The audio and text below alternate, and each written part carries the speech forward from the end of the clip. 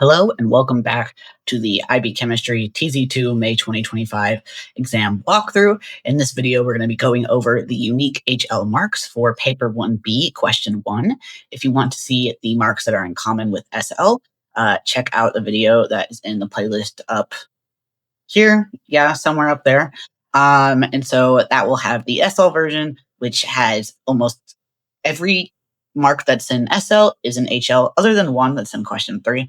But either way, check that out and then come back here for the unique HL marks because there's only 11 of them. So these videos will be a bit shorter.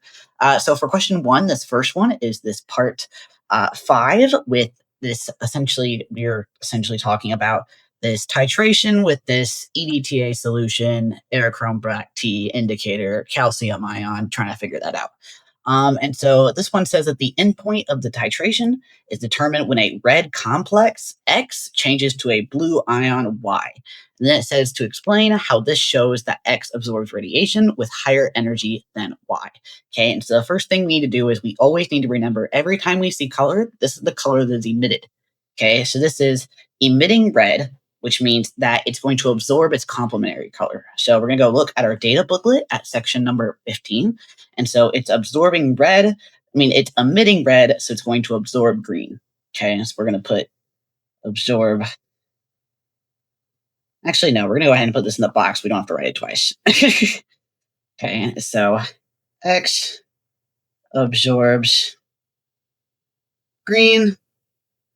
We're going to put the wavelength just so we don't forget. So that's 491 through 575.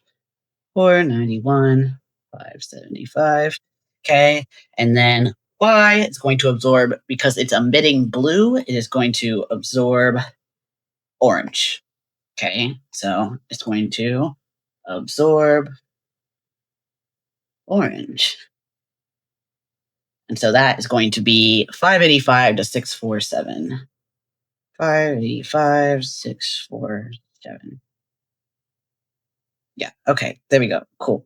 And so with that being said, we can now relate this to the energy. And so these are the wavelengths that are absorbed. Okay. And so we're just going to go ahead and put wavelength. And so the absorption of the shorter wavelength is going to have the higher energy because of the equation. I need to scroll. There we go. We have C there, and then the EHF equation. Whenever you relate those two together, is you can put it as solving for F first in the first equation. So that would be that F going to be equal to C divided by wavelength. So you can plug that into E. So E is equal to H C divided by wavelength. Okay, and so if you kind of rewrite that, that would be E wavelength equal to HC. And so whenever you do that, you can see that because E and wavelength, energy and wavelength, are on the same side of the equation, they have an inverse relationship. Okay, they are negatively correlated. Okay, so the shorter wavelength is going to absorb the higher energy. Okay, and so the X has the shorter wavelength absorbed,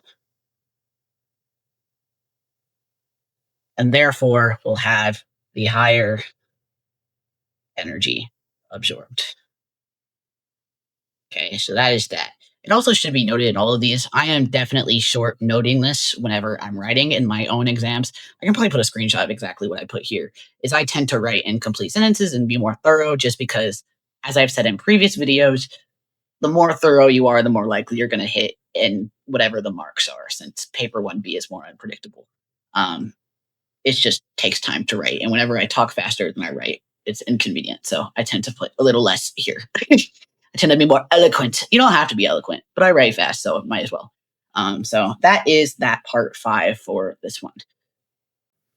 Okay, so this next HL mark is, I actually think, probably the hardest subpart in this exam, and that is for part D, which is about the spectrophotometry aspect, with the part 3.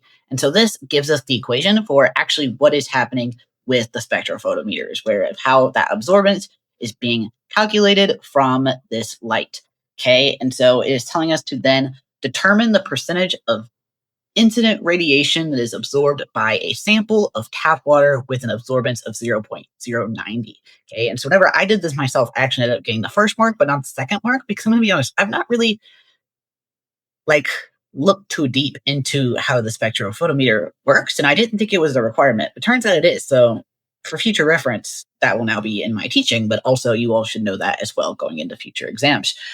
So with it gives us this equation and it tells us what it means, but also I don't know, I don't really think it does it justice if you've not studied it before. So obviously A is the absorbance, I0 is the intensity of incident radiation, and I is the intensity of radiation that has passed through the sample.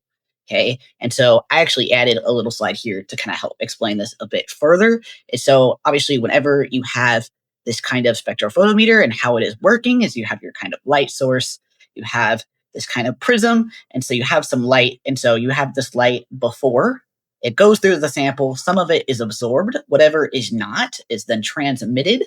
And so that IT is essentially after. Okay. And so with that being said, oh, not my data booklet. Oh no, is we can go back. Okay. And so one thing that we need to do is this. So I'm going to say after, before.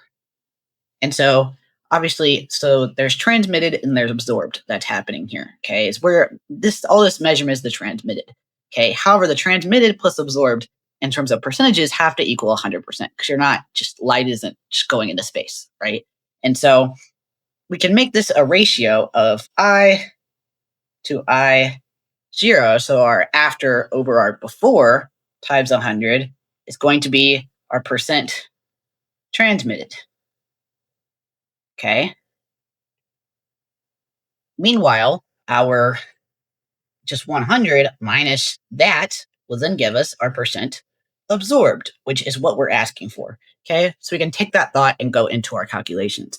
Okay, so we know the absorbance here is A, and then we don't know anything else. So the first thing we're going to do is rearrange the equation to solve for this ratio, essentially. Okay, so we have A is equal to log 10 I0 over I. Okay. And so one thing that you should know from past stuff is that 10 to the A is then equal to IO over I.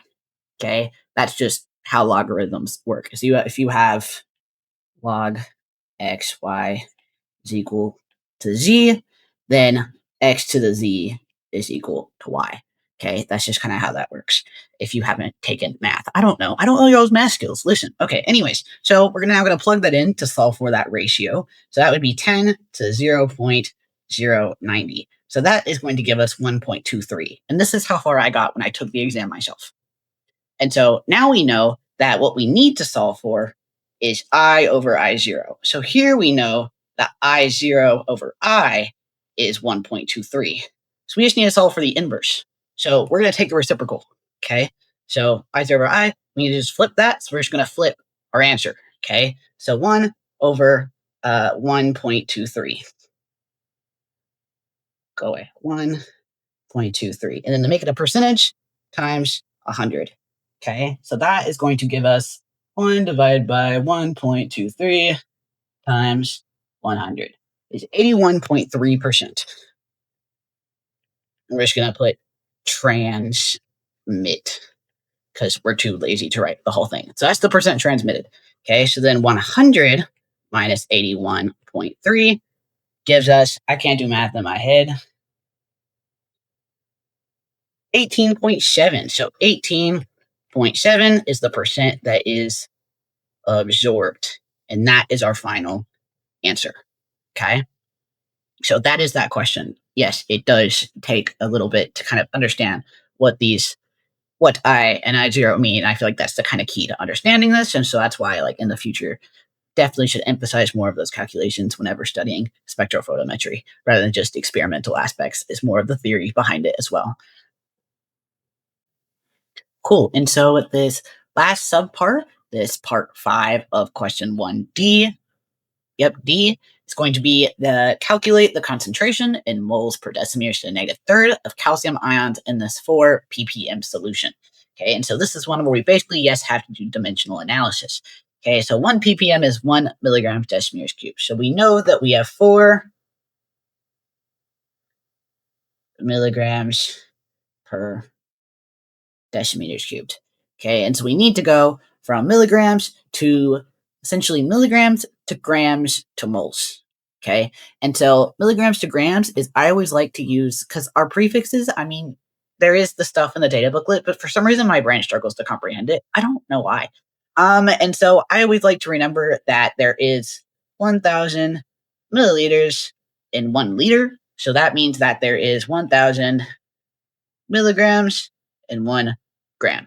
Okay, so then I go, wow, 1,000 milligrams in 1 gram. Cool. Now we're in grams per decimeters cubed, and now we need to get to moles. And so, what are we going to use? Molar mass. Okay, and so that is going to be of Ca2 plus. You may be thinking, how do I know the 2 plus? Dog, electrons don't weigh anything. So the mass of just the atom is the same as the mass of the ion. Okay, so we're going to look for our calcium mass because we don't have that memorized. And so that's going to be 40.08. So now we're going to do times 40.08 grams per 1 mole. Notice, I'm always writing out my units because if I don't write out my units, I can't check my own work. If I write out my units, I can see, cool, that cancels, and I have moles per decimeters cubed. If it didn't cancel, then I know I did something stupid and I did something wrong. Okay? Because whenever all the mistakes I see whenever people go, like they'll accidentally multiply by 40.08, could have been avoided if you wrote out your units. Okay? Write them out. Anyways, so we're gonna do that in our calculator now.